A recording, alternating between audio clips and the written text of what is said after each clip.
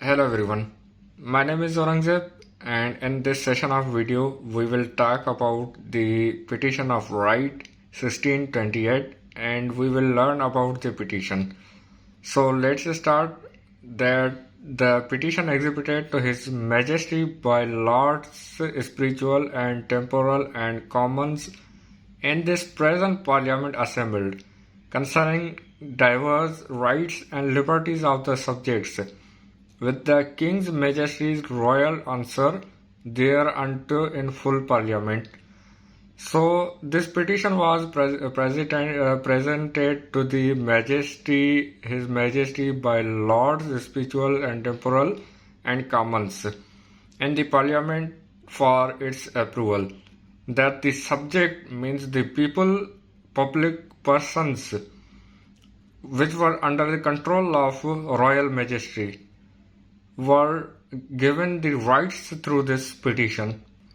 The draft of the Petition of Rights 1628 consisted of the following: that to the King's most excellent Majesty, humbly show up unto our sovereign Lord the King, the Lords Spiritual and Temporal and Commons in Parliament assembled, that whereas it is declared and enacted by a statute made in the time of the reign of King Edward I, commonly called Statum de Telagio non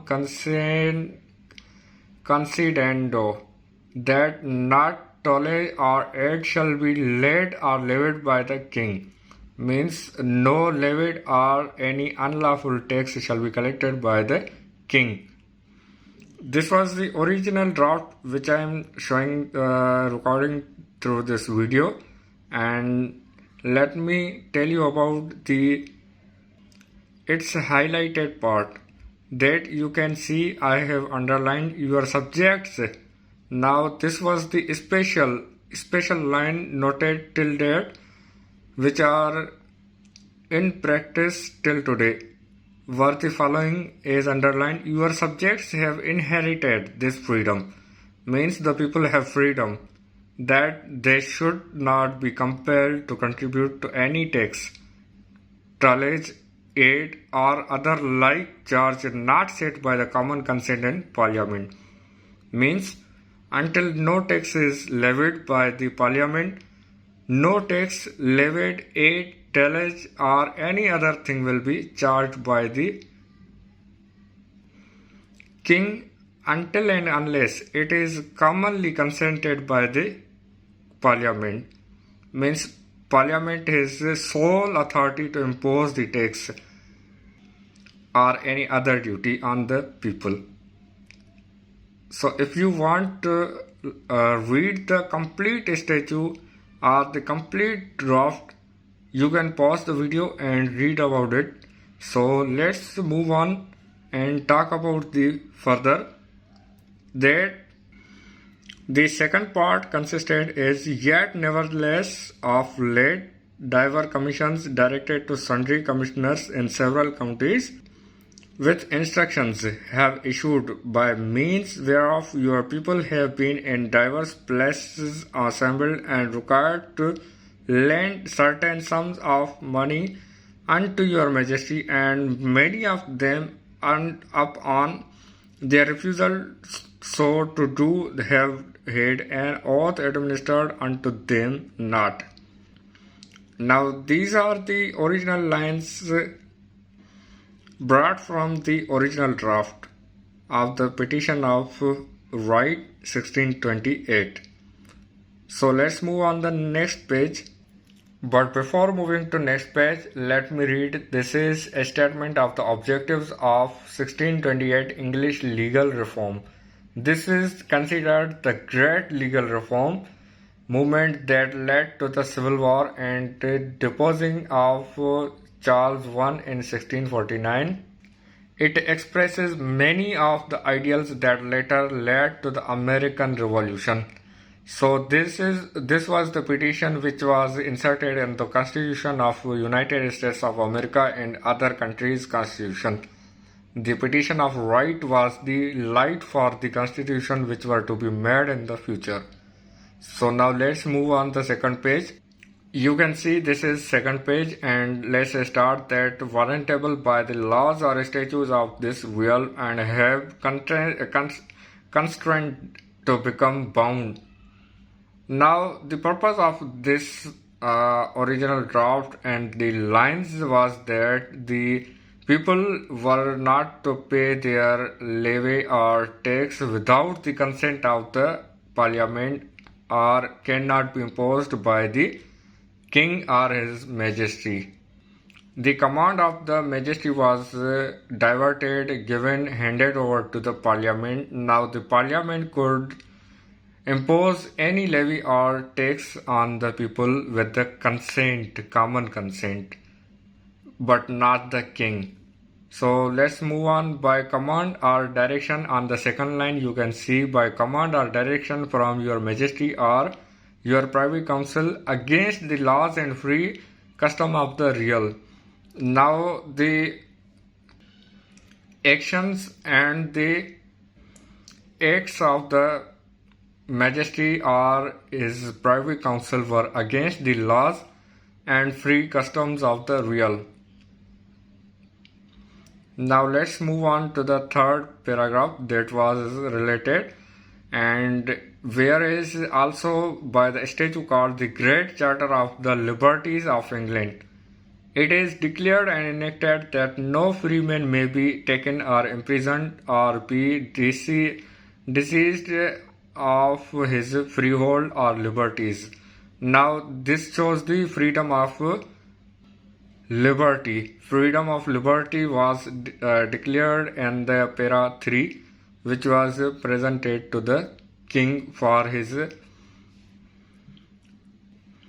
approval, and it was presented again in the parliament that passed it with the majority. The fourth para presented that in the 8th and 20th year of the reign of King Edward III, it was declared and enacted by the authority of Parliament that no man of what state or condition that he be should be put out of his land or tenements. Now no man can be deprived of his property, that without due process of law. No one's property would be taken without due process of law. It was declared in the para 4. Move on, para number 5. Nevertheless, against the tenor of the said statutes and other the good laws and statutes of your realm, to that end provided divers of your subjects have of late been imprisoned without any cause showed. Now no one will be imprisoned without due process of law or without any charge, without any cause showed, and no one will be imprisoned, and full justice, complete justice will be done.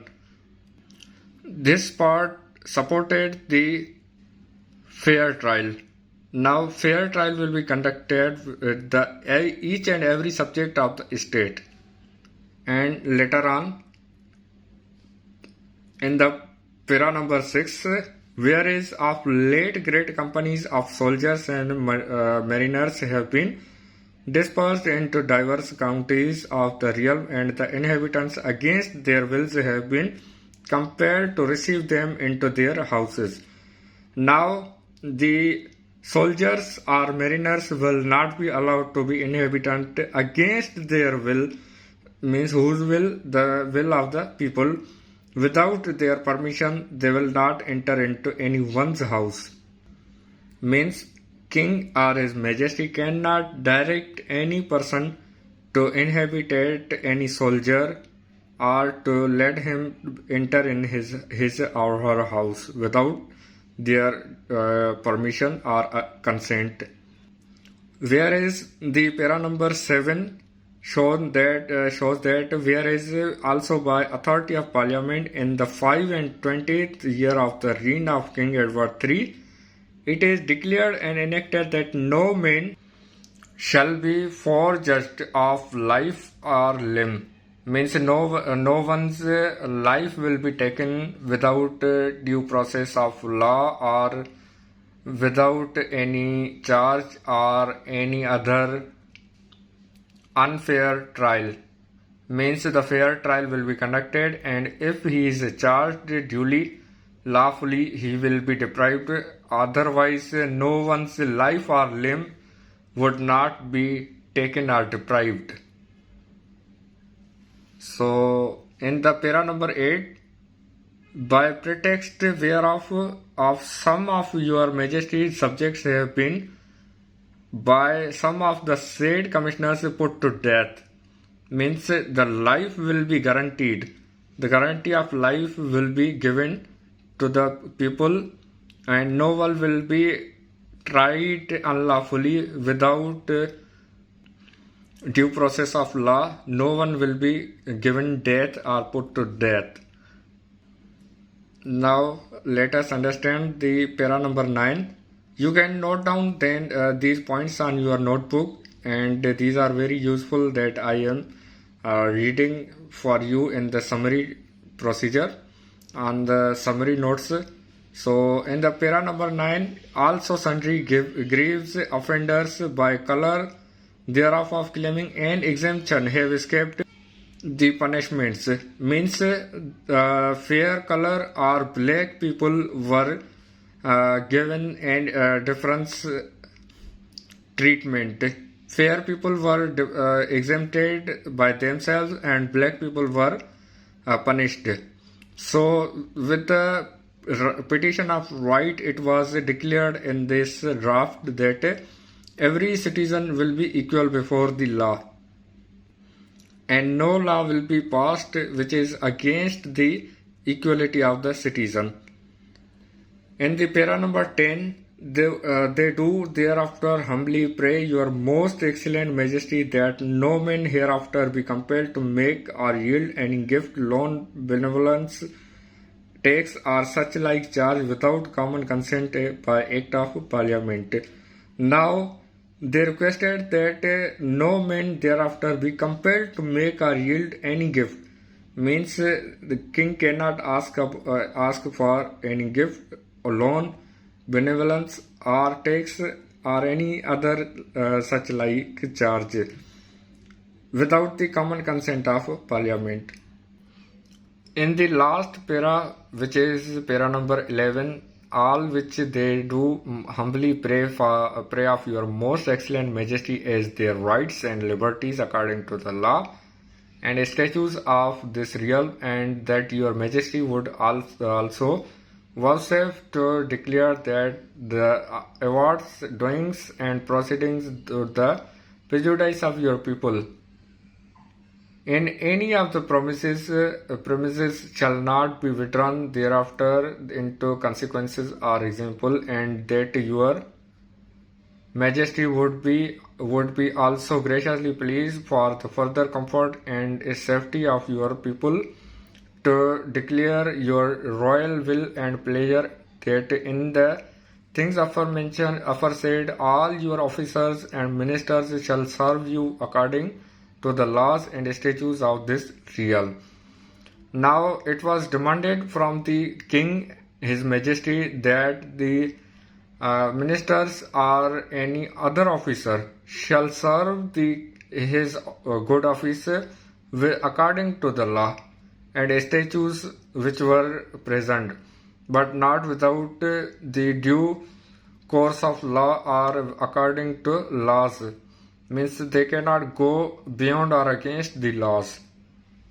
So this was the petition of rights 1628, the draft which I shown you this with the help of this video. And in the last, let me show you these pics which shows that the petition of right 1628 was the petition which was presented in the parliament. You can see the structure of the parliament which was in the 16th century. So the purpose of this video was to talk about the petition and understand its main ingredients. I talked with you and we discussed about the complete petition of right and all of its articles which are absorbed in the present Constitution of the United States and other countries. For further videos, please subscribe my channel and like video and share with other guys. See you in the next video. Till then, take care.